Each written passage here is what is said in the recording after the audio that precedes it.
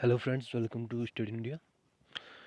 और गाइस, आपने हमारे भारत के सीरीज की अब ये 9वीं या 10वीं वीडियो है जो मैं बना रहा हूँ आज। उसमें सबसे पहले बहुत से हमने जो अध्याय हैं 4-5 अध्याय उन्हें हमने क्लियर कर दिया है। तो आज हम नए अध्याय की ओर बढ़ते हैं, वह है विदेशी आक्रमण। ठीक है, ये बहुत इम्पोर्टेंट टॉपिक है। तो हम आज पढ़ेंगे विदेशी आक्रमणों का। तो शुरू करते हैं।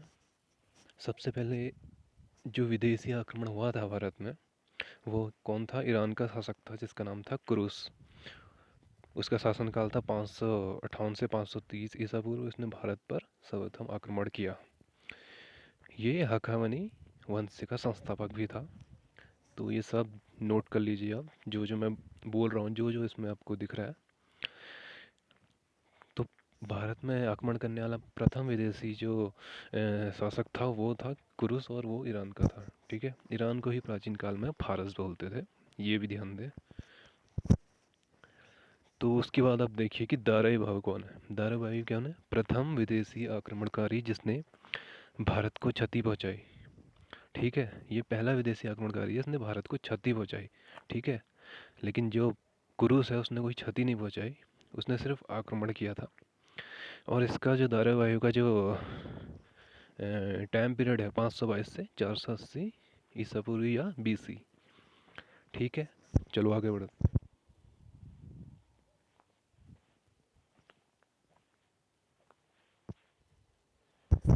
अब देखो, सर्वप्रथम विदेशी संस्कृति का जो साक्षात्कार हुआ भारत के उत्तरी पश्चिमी क्षेत्र से हुआ। ठीक है, आप सभी जानते हैं कि हिंदू कुश पर्वत जो है अफगानिस्तान पाकिस्तान का एरिया में बॉर्डर पे, वहीं से जो आक्रमणकारी हैं सबसे पहले वहीं से उन्होंने भारत पर आक्रमण किया था। चाहे वो सिकंदर की बात हो या कोई भी ईरान से कुरुस उरुस जो भी हैं सब। तो हम देखेंगे यूनानी आक्रमण। सिकंदर मैसेडोनिया के शासक फिलिप द्वितीय का पुत्र था। ठीक है, और 327 ईसा पूर्व में हखामनी साम्राज्य का अंत करा उसने। वही हखामनी जिसका संस्थापक कुरुस था। ठीक है, और उसके बाद किया करा उसने हिंदुकुश पर्वत को पार कर 326 ईसा पूर्व में भारत में प्रवेश किया। ठीक है, तो क्वेश्चन बन सकता है कि भारत से सिकंदर ने भारत पर प्रवेश कब किया? तो आंसर होगा 326 ईसा पूर्व। कहाँ का शासक था ये?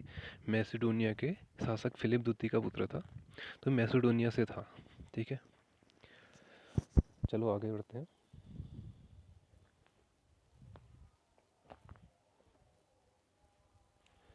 अब देखिए, भौगोलिक परिस्थिति के कारण सिकंदर विश्व विजेता नहीं बन पाया। ठीक है, तो भौगोलिक परिस्थिति ऐसी थी जिस कारण वह नहीं बन पाया। ठीक है, अश्वक गणराज्य का संबंध यूनानी आक्रमणकारी सिकंदर से था। ठीक है, तो ये आप जरूर याद रखें, जो अश्वक एक गणराज्य था उसका संबंध जो था किससे था? सिकंदर से। और इसकी जो राजधानी थी वो मशक थी। ठीक है, अब सिकंदर के आक्रमण के समय आक्रमण को रोकने के लिए पहली बार स्त्रियों ने शस्त्र धारण किए और सिकंदर ने समस्त महिलाओं का संकलन किए।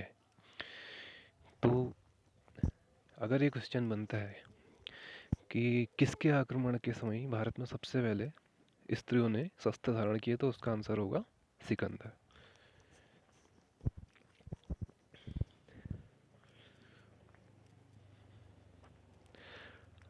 और पोरस जो पुरु है, ठीक है, सिकंदर का सबसे प्रबल शत्रु और मित्र भी था। तो वो शत्रु तो था ही, उसका मित्र भी था।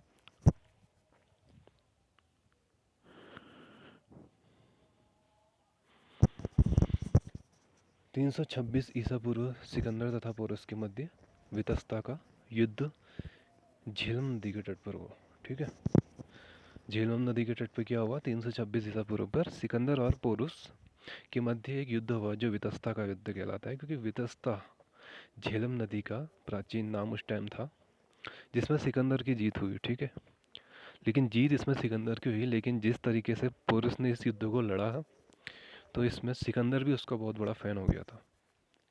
पहला और अंतिम शासक था पोरस जिसने भारत में सिकंदर का प्रतिरोध किया। ठीक है, भारत आगमन के समय बसंत ऋतु थी। जब सिकंदर भारत आया उस टाइम कौन सी ऋतु थी? बसंत ऋतु। तो ये क्वेश्चन भी बहुत इंपॉर्टेंट है, ठीक है। देखिए ये जो फैक्ट हैं ये आपको लुसेंट में नहीं मिलेंगे, अरिहंत की बुक में नहीं मिलेंगे आपको। तो ये फैक्ट इस तरीके के हैं कि ये पीसीएस लेवल में क्वेश्चन डायरेक्ट पूछा जाता है, ठीक है। वो फैक्ट दे देंगे 2-3, तो इसलिए आप इन्हें नोट से बना के बिल्कुल रिवीजन करते रहे। 325 ईसा पूर्व में पाटल से यूनान को गया, ठीक है। सिकंदर क्या है, पाटल से यूनान को चले गया था 325 ईसा पूर्व में, ठीक है। जहाँ पर मैंने ये येलो मार्कर से हाईलाइट किया है उसको आप ज़रूर ध्यान में रखें, ठीक है। उसके बाद एक घनानंद का समकालीन था, ठीक है। जो सिकंदर था वो घनानंद का समकालीन था। नंद वंश जब नाग वंश चला था उसके बाद नंद वंश आया था मगध साम्राज्य में।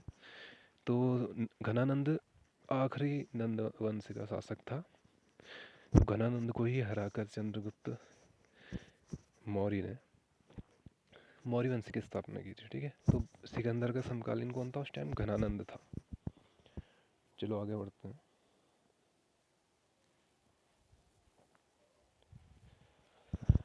उत्तर भारत का क्षेत्र सिकंदर के आक्रमण से सबसे अधिक प्रभावित था। देखिए आप जानते हैं कि जो सिकंदर है वो हिंदुकुश पर्वत को पार करके आया था, तो वो व्यास नदी से आगे नहीं जा पाया था। तो उत्तर भारत में ही उसके आक्रमण हुए और वहीं सबसे अधिक प्रभावित किया उसने। और एक चीज़ और है कि सितंबर कौन से महीने में यूनान के लिए भारत से गया। तो ये क्वेश्चन भी आप देख रहे हैं कि किस टाइप का क्वेश्चन है। आपको लग रहा होगा कि ये क्या है, सितंबर माह ऐसा आ सकता है एग्ज़ाम में। तो यही फैक्ट है, यही है खासियत। यूकेपीएससी हो या यूपीएससी की यही खासियत है कि आपको उसमें डीप नॉलेज होना बहुत ज़रूरी है। तो सिकंदर सितंबर माह में यूनान के लिए भारत से गया। अब हम घनानंद के बारे में देख लेते हैं थोड़ा सा। इसका अग्रमीज कहा गया है यूनानी लेखकों द्वारा, इसको जो नाम दिया गया है उसे अग्रमीज। और सिकंदर की सफलता का कारण केंद्रीय सत्ता का अभाव था। देखो उस टाइम कोई भी ऐसी केंद्रीय सत्ता नहीं थी, सब आपस में युद्ध करते थे। तो ये एक बहुत बड़ा फ़ायदा दे गया था उस टाइम सिकंदर को, इसलिए सिकंदर को महान बोला जाता है, ठीक है। महान सिकंदर, महान अशोक, महान अकबर, ये 3 ऐसे नाम हैं जिसके आगे महान हमेशा आपको दिखेगा लगा हुआ, ठीक है। तो आज की मैं क्लास यहीं पर ख़त्म करता हूँ। उसके आगे जो हमारा मेन अध्याय आएगा मौर्यकाल, जो एक बहुत बड़ा विस्तृत अध्याय है जिसमें हम सारी चर्चाएं करेंगे, ठीक है। चंद्रगुप्त मौर्य से लेकर बिंदुसार, अशोक, उसके बाद इनके जो कैसी कर व्यवस्था थी, सामाजिक व्यवस्था क्या थी, मुद्रा प्रणाली क्या थी, न्याय व्यवस्था क्या थी, इन सबका हम जिक्र करेंगे अगले वीडियो में। तो चैनल को सब्सक्राइब करें और बने रहिए, ठीक है। धन्यवाद।